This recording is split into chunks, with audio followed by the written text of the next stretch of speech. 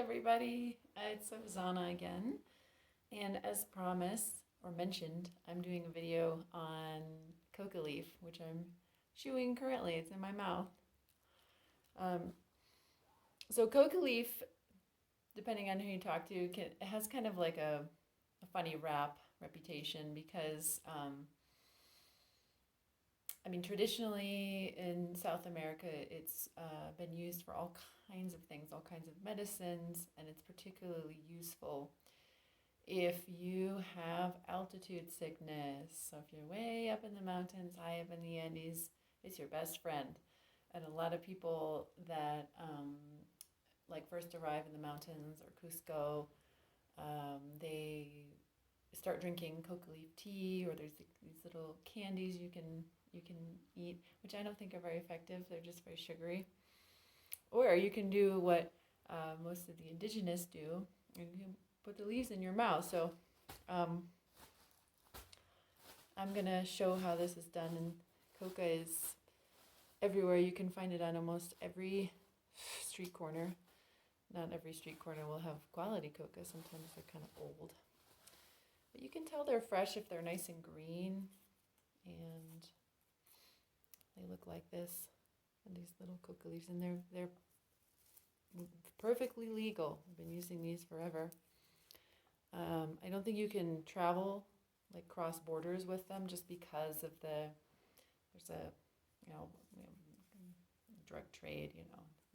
It's an ingredient used in that. So that's not what we're talking about today at all. We're talking about these leaves and how you can chew them or put them in tea. And there's a whole cosmology with these too, Mama Coca, and a way to pray with them to the mountains. I'm not going to go over that today. But basically what you need is the coca leaves, and hold on one second, because I think I have, I'll just do these live, because maybe someday I'll learn editing skills. So you get the leaves, and then you get an activator. Oopsie. Or if you're like me, you buy the ones that have they're already activated. So you get the leaves in like these little bags, or they typically are green like this. I have two different kinds. And then you get an activator, and they call that gypta. And it's basically, it does the same thing that baking soda does. Like, it's this very alkaline substance, and it activates the coca leaf. Otherwise it doesn't really work in this way. And then what you do is you take your coca leaf, and you find a way to like take the leaf off from the spine. So there's like a little spine here. So I'm taking it, I'm removing it.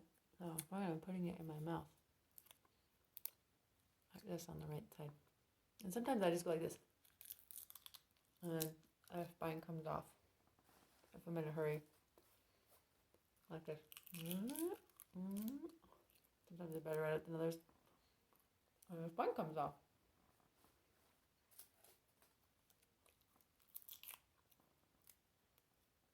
Okay. Then what you do is you take a little piece, right, of your gypta, just like a little, it's like a little stone, and you can find it. You buy it with it, and you just take a little piece off, and you put it,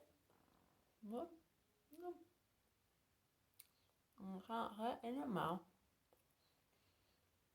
Once you've got kind of a good quantity in your mouth, I was already chewing it. I already had some. So get some in your mouth. And kind of mix it in there. Fold it. The other option is to buy leaves that are already activated. Some of the leaves that come from Bolivia, they're harder to find. They already have the activator on them. And that's the case with this one. This one already has like a kind of like a stevia sweetened alkaline powder on it already. And in that case, you can just put it in your mouth. And start chewing. And so, anyway, if you're thinking of coming to the Sacred Valley or Cusco or anywhere that has mountains in South America, highly recommend you try it. At least try the tea. It will help you acclimate to the altitude. And if you want to be the intrepid traveler, buy a bag and try some shipta. And feel free to ask me some questions about it if you don't know how to use it. It's very useful for energy. It keeps your energy up, keeps your appetite in check. So if you're walking and hiking for long periods, and keep you going with energy, and you don't have that. If you're like hungry and you can't eat yet, keeps your hunger at bay, gives you energy. And spiritually, there's a lot of spiritual uses. It's used in a lot of medicine. And I find that it is very clarifying. I find that it allows me to connect to the energy of the mountains and to receive information in a way that normally I wouldn't be able to. And it has also a protective quality.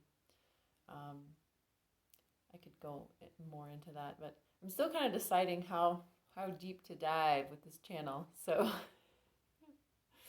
anyway, give it a like if you thought this was helpful. If you have any questions, subscribe to my channel because I'm going to keep doing these.